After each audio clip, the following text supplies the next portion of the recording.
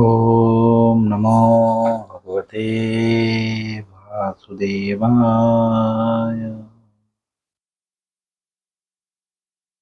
ओम नमो भगवते वासुदेवाय।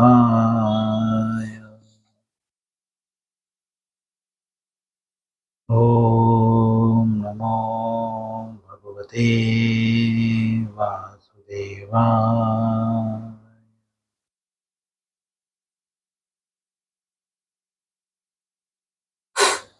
श्रीमद् भगवद गीता यथारूप अध्याय 7 भगवद ज्ञान श्लोक 5। आज इस श्लोक पे तीसरा दिन है, तो हम लोग एक श्लोक पढ़ेंगे। उसके बाद सीधा जहाँ पे हमने तात्पर्य को स्टॉप किया था उसके आगे से पढ़ेंगे। सभी लोग इस श्लोक पे ध्यान दें और सभी लोग म्यूट करके रखें कृपया करके। सभी लोग म्यूट करके रखें कृपया करके। अपरेयमितस्त्वन्यां प्रकृतिं वृद्धिं मे परां जीवभूतां महाबाहो य एदं धार्यते जगत्। पुनः एक बार श्लोक को दोहराएंगे। अपरेयमितस्त्वन्यां प्रकृतिं वृद्धिं मे परां जीवभूतां महाबाहो य इदं धार्यते जगत्। पुनः एक बार। अपरेयमितस्त्वन्यां प्रकृतिं वृद्धि मे परां जीवभूतां महाबाहो य इदं धार्यते जगत्। अनुवाद श्रील प्रभुपाद जी के द्वारा। हे महाबाहु अर्जुन, इसके अतिरिक्त मेरी एक अन्य पराशक्ति है जो उन जीवों से युक्त है जो इस भौतिक अपरा शक्ति के साधनों का विदोहन करते हैं। जैसा कि हम इसके पूर्व पढ़ चुके हैं, भगवान पहले तो बताते हैं 7वें अध्याय के शुरुआत में कि अब मैं तुम्हें वह ज्ञान दूंगा जिस ज्ञान को प्राप्त करके जो है अन्य कुछ भी जानने की आपको जरूरत नहीं पड़ेगी। उसके बाद भगवान अपरा शक्ति के विषय में बताते हैं। पहले तो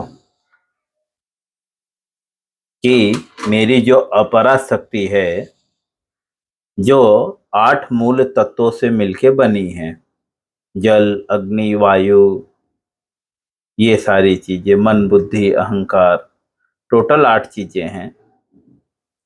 अब यहाँ पे इस श्लोक में बताएं कि उसके अतिरिक्त मेरी और भी एक शक्ति है जो पराशक्ति के नाम पे है। समझे? वहां पे कौन रहता है? तो वहां पे वे जीव रहते हैं जो इस भौतिक जगत के साधनों का जो है विदोहन करते हैं, अर्थात प्रयोग करते हैं।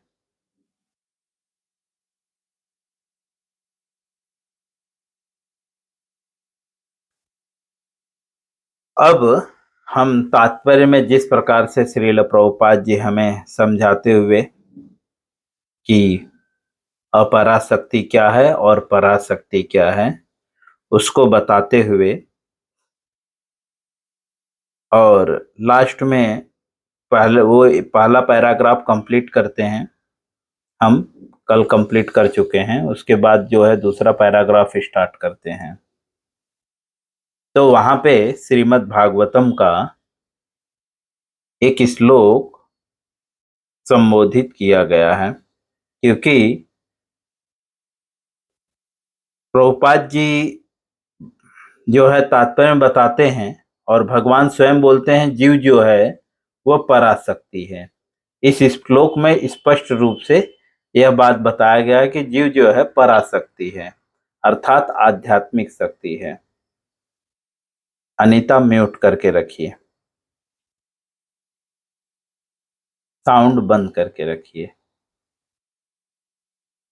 जी। तो जीव जो है पराशक्ति है, तो वह भगवान के समान न मान बैठे। इसीलिए श्रील प्रभुपाद जी जो है भागवतम का एक श्लोक कोट करते हैं, जो 10वें स्कंद के 27वें श्लोक 27वें अध्याय के 30वें श्लोक में जो है भगवान जीव और भगवान के बीच में जो अंतर है वह बताया गया है। मैं श्लोक को न पढ़ के सीधा तात्पर्य में प्रवेश करूंगा। प्रभुपाद जी जो श्लोक कोट कर रहे हैं उसका जो है अनुवाद नीचे लिख रहे हैं। अब मैं दूसरा पैराग्राफ पढ़ूंगा। हे परम शाश्वत, यदि सारे देहधारी जीव आप ही की तरह शाश्वत एवं सर्वव्यापी होते तो वे आपके नियंत्रण में न होते। भागवतम में जो है सुखदेव गोस्वामी जो है उपदेश देते हुए व्यासदेव जी लिखते हैं कि यदि जो है यह श्लोक में जो बता रहे हैं उसका अनुवाद हम पढ़ रहे हैं। सुखदेव गोस्वामी बोलते हैं कि यदि सारे जीव जो है आपकी तरह सर्वव्यापी होते, मतलब जितना आप पावरफुल हैं, अगर उतना पावरफुल हम लोग होते, जीव होते, तो आपके नियंत्रण में बिल्कुल ना होते, तब वो स्वतंत्र होते। किंतु यदि जीवों को अपनी सूक्ष्म शक्ति के रूप में मान लिया जाए, तब तो वे सभी आपके परम नियंत्रण में आ जाते हैं। किंतु शब्द प्रयोग करें, लेकिन अगर जीव जो है आपकी सूक्ष्म शक्ति है, सूक्ष्म मतलब बहुत बड़े शक्ति की एक छोटी सी शक्ति है, तब जरूर वह आपके नियंत्रण में रह सकती है। जैसा कि हम पढ़ चुके हैं, शक्ति जो है सदैव शक्तिमान के अधीन रहती है ना। तो भगवान बोलते हैं कि मेरी जो पराशक्ति है ये मेरी शक्ति है, मतलब भगवान के कंट्रोल में है परा और अपराशक्ति। लेकिन पराशक्ति और अपराशक्ति में अंतर क्या है? पराशक्ति जो है इस भौतिक संसार का विदोहन करने के लिए, मतलब प्रयोग करने के लिए रखा गया है। जैसे हम ड्राइवर रखते हैं, है ना, तो ड्राइवर हम किसके लिए रखते हैं? अपने काम के लिए, है ना। तो भगवान ने ऐसे जीवों को इस संसार में क्यों रखा है? भगवान के लिए, ठीक है। इस संसार के प्रत्येक वस्तु का प्रयोग भगवान के लिए करें, लेकिन यहाँ पे जीव उल्टा ही कुछ कर रहा है। उस जीव जो है स्वयं के भोग के लिए प्रयोग कर रहा है, इसलिए जीव दुखी है। आगे श्रील प्रभुपाद जी बोलते हैं, अतः वास्तविक मुक्ति तो आपकी शरण में जाना है। सुखदेव गोस्वामी बोलते हैं कि क्योंकि जीव जो है आपकी सूक्ष्म शक्ति है, इसलिए आपके नियंत्रण में है, ठीक है। और अतः, इसलिए, अतः मतलब इसलिए, वास्तविक मुक्ति क्या है? मतलब वो सुखी कैसे, मुक्ति मतलब वो सुखी कैसे होगा? तो बताते हैं, आपकी शरण जाने में। जीव तभी सुखी हो सकता है, जैसे वो ड्राइवर कब सुखी रह सकता है? जब वो सिर्फ मालिक के लिए गाड़ी चलाए, है ना। तब हो सकता है मालिक खुश होकर उसे टिप भी दे कि मेरी गाड़ी को कितना केयरफुल परफेक्टली चला रहा है ना, मेरी कितनी परफेक्टली बात मान रहा है ना, मेरे गाड़ी का मेंटेनेंस अच्छे से कर रहा है, तो हो सकता है आपको 2 4 10 रुपए पगार ज्यादा दे दे। देखो, जो जो ड्राइवर, कभी कभी कुछ कुछ ड्राइवर अच्छे होते हैं, तो मालिक कुछ भी खाता है तो ड्राइवर को भी खिलाता है, कुछ भी पीता है तो ड्राइवर को भी पिलाता है। लेकिन अगर ड्राइवर बदमाश रहता है तो मालिक जो है खुद खाता है, ड्राइवर को पूछता भी नहीं है ना, क्योंकि उसको पता है ये बदमाश है, चोरी करता है, तो अपना नहीं मानता। तो इसीलिए बता रहे हैं कि वास्तव में जो है ड्राइवर अर्थात आत्मा वास्तव में एक सुखी कब हो सकता है, जब वो परमात्मा की शरणागति में रहे, भगवान की शरणागति में, मालिक की शरणागति में रहे। शरणागति का मतलब मालिक जितना बोलता है बस उतना ही करे, अपना दिमाग न लगाए। मालिक उस नौकर से बहुत प्रसन्न रहता है जो नौकर मालिक को एज इट इज फॉलो करता है। भले ही मालिक के कुछ आदेश पे नौकर गलत कर देता है, तो मालिक खुश होता है कि मेरे कहने पे ये गलत भी कर दिया, उसको पनिशमेंट नहीं देता। आगे लिखते हैं, और इस शरणागति से वे सुखी होंगे। जीव जो है वास्तव में भगवान की सूक्ष्म शक्ति है, पराशक्ति है, जो इस भौतिक संसार का विदोहन करने के लिए बना हुआ है। उनको इस संसार में विदोहन करने के लिए बनाया गया है, भेजा गया है। दो शब्द हैं, दोहन और विदोहन। दोहन जो है सेल्फ सेंस ग्रेटिफिकेशन, विदोहन अर्थात उसमें उसका अधिकार नहीं है, वो कर्म तो कर रहा है लेकिन उसका उसमें अधिकार नहीं है। जो दूसरे के लिए दोहन करते हैं, दोहन का एक शब्द होगा दूध दुहना। जब व्यक्ति एक व्यक्ति दूध दुहता है अपने के लिए, दोहन का यही अर्थ है, निचोड़ना, निकालना या प्रयोग करना। तो जब व्यक्ति खुद के लिए प्रयोग करता है तो उसे दोहन कहते हैं, और वही चीज जब वह दूसरे के लिए प्रयोग करता है तो उसे विदोहन कहते हैं। तो यहाँ पे जो विदोहन शब्द प्रयोग किया जा रहा है, अर्थात वह भगवान के लिए दोहन कर रहा है, प्रयोग कर रहा है। इसी को एक शब्द में कृष्ण भावना भावित कहते हैं। मतलब वह जो कार्य कर रहा है वो किसके लिए कर रहा है, कृष्ण के लिए कर रहा है। सब्जी खरीदता है तो किसके लिए खरीदता है, कृष्ण के लिए खरीदता है। ठीक है, काम पे जाता है किसके लिए जाता है, कृष्ण के लिए। पैसा कमाता है किसके लिए कमाता है, कृष्ण के लिए। वो सोचता है कि मैं ज्यादा पैसा कमाऊंगा तो कृष्ण के लिए अच्छी मंदिर बनाऊंगा, ज्यादा पैसा कमाऊंगा तो कृष्ण के लिए अच्छा खाना बनाऊंगा, है ना, अच्छा चीज भगवान को भोग लगाऊंगा। ठीक है, कपड़ा खरीदता है तो ये सोचता है भगवान को कितना अच्छा लगेगा।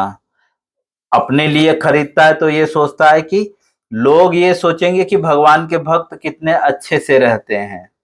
ठीक है, अपने लिए भी वो कपड़ा खरीदता है लेकिन क्या सोच के खरीदता है कि मैं भगवान का भक्त हूं, कहीं भगवान का इंसर्ट ना हो, है ना। फटा कपड़ा पहनूंगा तो लोग बोलेंगे अरे भगवान का भक्त देखो फटा कपड़ा पहन रहा है, तो इसके लिए वो अच्छा कपड़ा पहनता है। जैसा कि इस्कॉन में मंगला आरती में गाते हैं, सिंगार तन मंदिर मर्जना दो। सिंगार किसके लिए करता है, भगवान की सेवा के लिए। मंदिर मर्जना दो, युक्तस्य भक्तांस निकुंज तोपी, वंदे गुरु श्री चरणारविंद। भक्तों के संग में रहने के लिए, भक्तों की संगति करता है। किसी ने म्यूट करके नहीं रखा है, कृपया करके सभी म्यूट करके रख दें।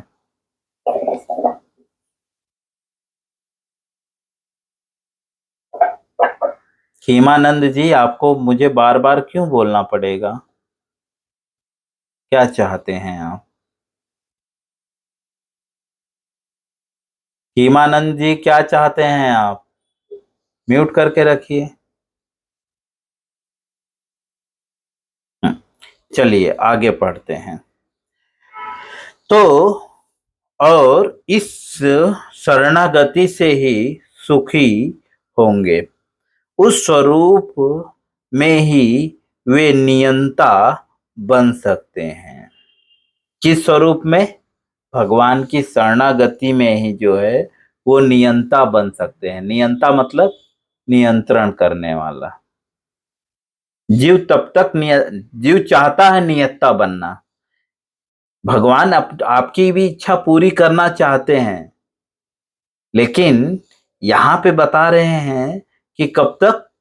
जब तक आप स्वतंत्र नहीं। जैसे ड्राइवर जब मालिक की बात मानने लगेगा अच्छे से, तो ड्राइवर को मालिक जो है चाबी हमेशा के लिए दे देता है ना, कि ठीक है जा अपने घर पे चले जाना, गाड़ी लेकर चले जाना, चिंता मत कर, गाड़ी अपने पास रख हमेशा।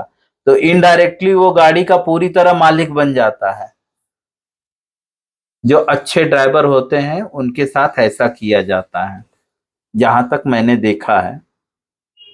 कुछ मेरे फ्रेंड्स ड्राइवर हैं जो मालिक की गाड़ी अपने गांव तक लेकर चले जाते हैं। मालिक बोलता है ठीक है जा गांव घूम के आ जा। क्यों? क्योंकि वो जानता है कि ड्राइवर जो है वो मेरी बात पूरी तरह मानता है। इसीलिए वो क्या करता है? ड्राइवर को नियत्ता बना देता है, गाड़ी का अधिकारी बना देता है। कुछ कुछ तो मालिक ऐसे हैं। मेरा दोस्त ही है एक, कभी वो आउट ऑफ जाएगा तो रास्ते में आते समय कुछ लोग पिकअप के लिए बोलते हैं कि भाई हमें थोड़ा सा लिफ्ट दे दीजिए, तो पैसा भी मिलता है। हाईवे पे अक्सर ये सब होता है। तो गाड़ियों को रोकते हैं, लिफ्ट मांगते हैं, और जहां तक आप छोड़ोगे उसका जितना पैसा होता है वो देता है। तो मेरा दोस्त खुद ऐसा करता है। तो वो बोलेगा कि अगर कोई लिफ्ट मांगता रहेगा रास्ते में, वो लिफ्ट दिलवा देगा, और जब वो पैसा देगा तो वो पैसा ड्राइवर को दे देता है, तू रख, तू मेहनत कर रहा है ना, तू रख, क्योंकि उसका ड्राइवर बहुत अच्छा है।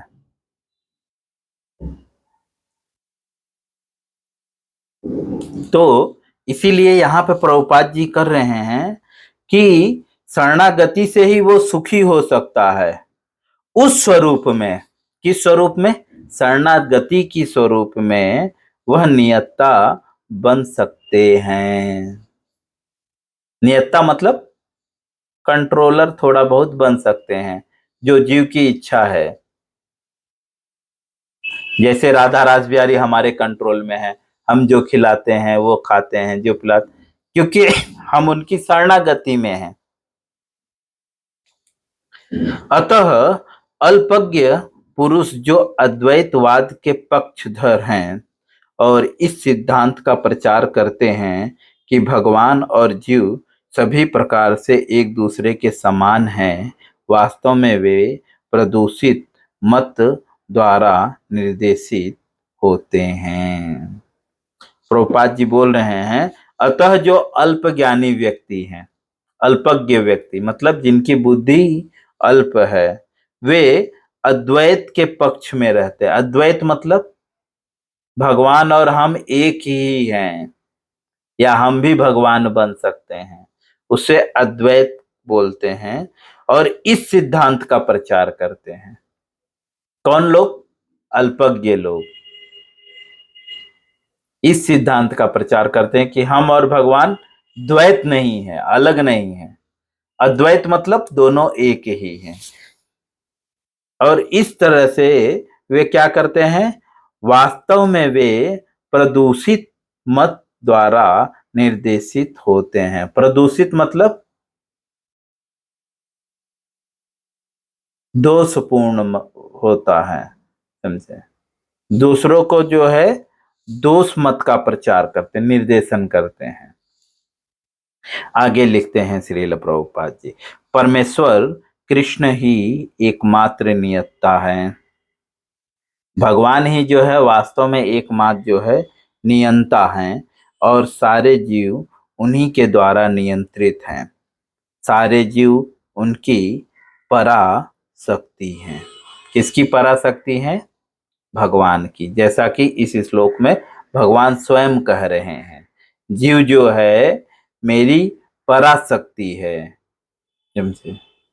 और ये कहाँ पे रहती है? जो है एक मेरी दूसरी मटेरियल वर्ल्ड, एक स्पिरिचुअल वर्ल्ड है। तो स्पिरिचुअल वर्ल्ड में वो रहती है जो इस संसार का दोहन करती है। तो क्योंकि उसके गुण परमेश्वर के समान हैं। किसके गुण?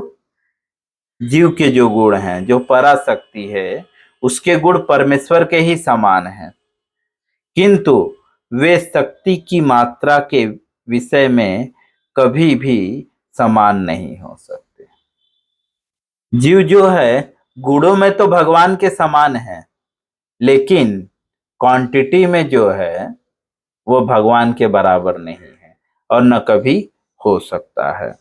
स्थूल तथा सूक्ष्म अपराशक्ति का उपभोग करते हुए पराशक्ति अर्थात ब्रैकेट में जीव लिख रहे हैं को अपने वास्तविक मन तथा बुद्धि की विस्मृति हो जाती है।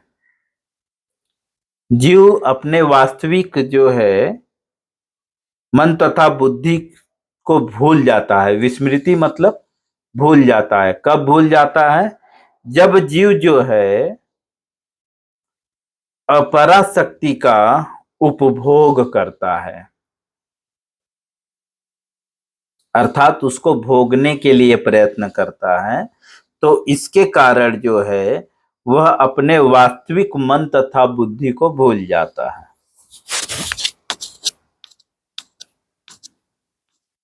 जैसा कि मैं बता चुका हूं, वास्तविक और अवास्तविक दो चीजें हैं, जिसको एक शब्द में शाश्वत और अशाश्वत कहते हैं।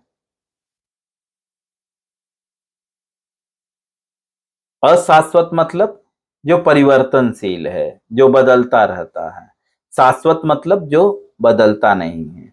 तो यहाँ पे बता रहे हैं जो वास्तविक मन तथा बुद्धि है, मतलब जो शाश्वत है, अर्थात जो कृष्ण चेतना युक्त जो बुद्धि है, वो विस्मरण हो जाता है, भूल जाता है। वो कृष्ण को भूल जाता है। कब कृष्ण को भूल जाता है? जब वह भौतिक प्रकृति का उपभोग करना चाहता है, अपरा शक्ति का भोग करना चाहता है, जो किससे बना हुआ है? स्थूल से और सूक्ष्म से। स्थूल में क्या है? अग्नि, पृथ्वी, अग्नि, वायु, जल, आकाश। और सूक्ष्म क्या है? मन, बुद्धि, अहंकार। इससे जो है पराशक्ति बना हुआ है। और जब वह इस पराशक्ति का भोग करने का प्रयास करता है या जब भोग करने लगता है, तो वह जो है वास्तविक मन और बुद्धि को भूल जाता है। तब वह अवास्तविक मन बुद्धि के साथ में हो जाता है, क्योंकि जो अपराशक्ति है यह वास्तविक नहीं है, यह अवास्तविक है। अभी कुछ दिख रहा है, कुछ देर बाद आपको कुछ दिखाएगा। आगे श्रील प्रभुपाद जी लिखते हैं, इसी विस्मृति का कारण जीव पर जड़ प्रकृति का प्रभाव है। इस विस्मृति का कारण, इस विस्मृति का मतलब अपने वास्तविक मन और बुद्धि को भूल जाने का कारण क्या है? तो बताते हैं, जड़ प्रकृति का प्रभाव है। जड़ प्रकृति मतलब, जड़ प्रकृति का मतलब, जड़ प्रकृति मतलब स्थूल। हाँ, जड़ प्रकृति का मतलब अपराशक्ति, जिसमें दोनों आ गया है। समझे? स्थूल और सूक्ष्म। अपराशक्ति दो तत्वों से मिलके बना है, एक सूक्ष्म तत्व है और एक स्थूल तत्व है। ठीक है, तो जड़ प्रकृति के प्रभाव के कारण जीव जो है विस्मरण भूल जाता है, और वह जड़ प्रकृति के प्रभाव में कब पड़ता है? जब वह उसका उपभोग करना चाहता है। उपभोग मतलब वह जब प्रकृति का प्रयोग सेल्फ सेंस ग्रेटिफिकेशन करने के लिए करता है, तो वह जो है तो जब वह अपने सेल्फ ग्रेटिफिकेशंस के लिए प्रयोग करता है, तो वह जो है उसके प्रभाव में आ जाता है।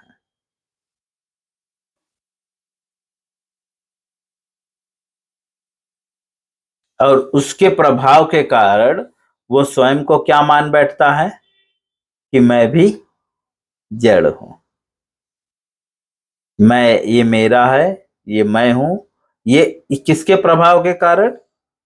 जड़ प्रकृति के प्रभाव, जड़ अर्थात अपरा प्रकृति के प्रभाव के कारण वह स्वयं को वह मान बैठता, और इसी कारण से जो है उसे दुख उत्पन्न होता है, जिसको जो है एक शब्द में कहते हैं माया के प्रभाव से आकर अहंकार सोचता है। क्या सोचता है? मैं पदार्थ हूं और सारी भौतिक उपलब्धियां मेरी हैं, ऐसा सोचता है।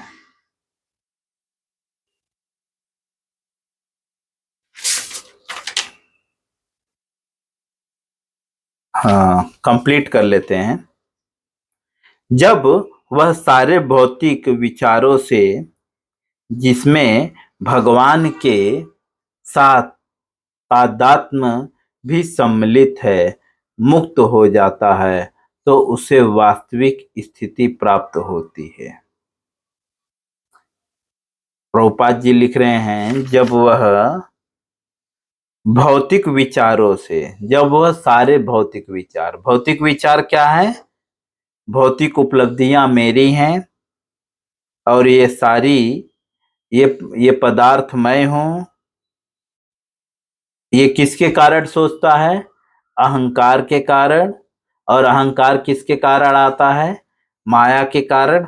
और माया क्या है? प्रकृति का प्रभाव है।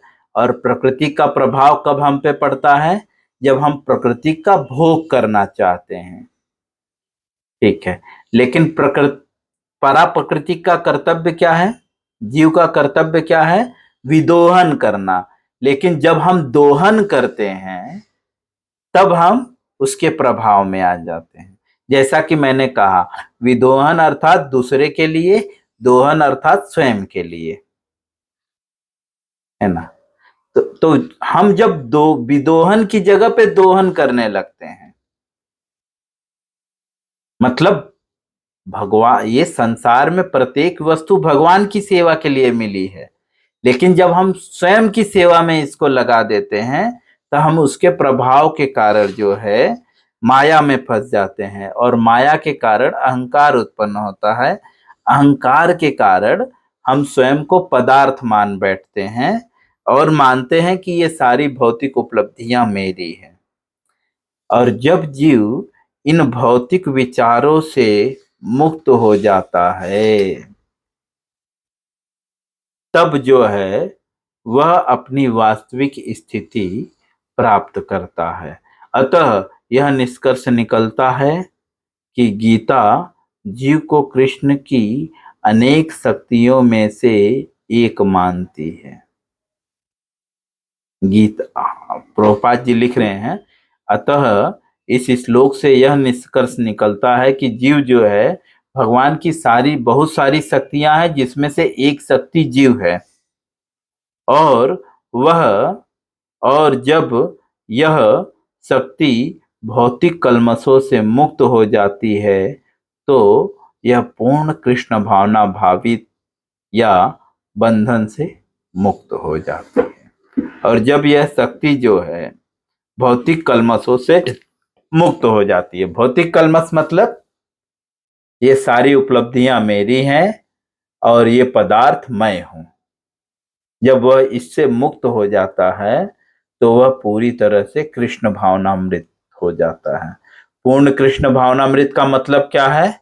वह बंधन से मुक्त हो जाता है। बंधन क्या है?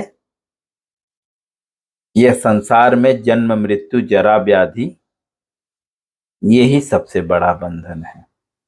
इस प्रकार से श्रील प्रभुपाद जी भगवत गीता के 7वें अध्याय भगवत ज्ञान के 5वें श्लोक का तात्पर्य पूर्ण करते हैं। हरे कृष्णा। इससे संबंधित किसी का कोई प्रश्न हो या कोई कमेंट हो तो वह जरूर मुझसे कर सकता है। प्रभु जी हरे कृष्ण। हरे कृष्णा। इस श्लोक का एक इंग्लिश में सेंटेंस है, वो समझ में नहीं आ रहा है। इसमें ऐसा लिखा है कि जब भी हम अपनी वास्तविक स्थिति को जान लेते हैं तभी हम नियंता बन जाते हैं। या ये बात तो मैंने नियंता एक्सप्लेन किस किया, चीज का नियंता बन जाते हैं हम? मैंने आपको उदाहरण भी दिया। इस शरीर का नियंता। हाँ, ये अपरा शक्ति का नियंता। जी, पराशक्ति का नियंता। अपरा पराशक्ति तो भगवान के अधीन है। परा तो भगवान की शक्ति है, अपरा जड़ है। जड़ है जो जीव के नियंत्रण में रहता है, लेकिन जीव उसका भोग करने लगता है। जिस तरह मैंने आपको उदाहरण दिया, एक ड्राइवर को मालिक पूरी तरह गाड़ी की स्वतंत्रता दे देता है। कब दे देता है? जब ड्राइवर उस गाड़ी का प्रयोग सिर्फ मालिक के लिए करता है, इस सेवा में करता है। हाँ। और जैसे ही वो ड्राइवर अपने प्रयोग के लिए प्रयोग करने लगता है, अपने भोग के लिए, इमीडिएटली मालिक उस ड्राइवर से वो स्वतंत्रता को छीन लेता है। तो जब हम अपनी वास्तविक स्थिति में आ जाते हैं तभी हम इस जड़ शरीर का नियंता बन जाते हैं। जड़ जी, अर्थात वो हमारे कंट्रोल में आ जाता है। इनडायरेक्टली कहा जाए तो जैसे योगी लोग पानी पे चल सकते हैं क्योंकि उसके कंट्रोल में है। पानी पे चल सकते हैं, हवा में चल सकते हैं, है ना, बिकॉज कि वो उनके कंट्रोलर हो जाते हैं। उनके कंट्रोलर हो जाते हैं फाइनली। हाँ, लेकिन वास्तविक में सर्व कंट्रोलर तो भगवान है। इसका उसको भली भांति ज्ञान रहता है।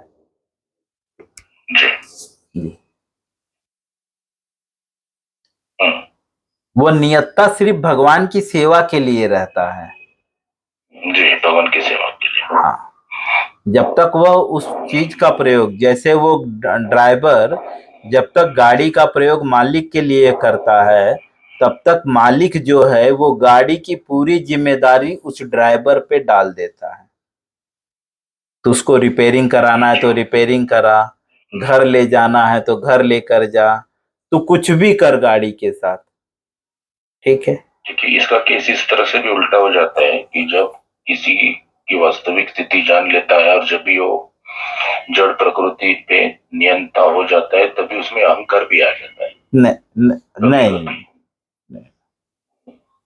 मिथ्या अहंकार में भी फंस जाता है। मिथ्या अहंकार में तब फंसता है जब वो सेल्फ सेंस ग्रेटिफिकेशन के लिए प्रयोग करने लगता है। एडवांस स्टेज में ये होने की संभावना भी होती नहीं, जो वास्तविक स्वरूप को जानता है वो पूरी तरह से जानता है कि मैं भगवान के नियंत्रण में हूँ, मैं स्वतंत्र नहीं हूँ। जैसे ड्राइवर जब पूरी तरह से जानता है कि गाड़ी वास्तव में मालिक का ही है, लेकिन मालिक ने मुझे केयर करने के लिए दिया हुआ है, तब वो कभी भी नहीं फंसता।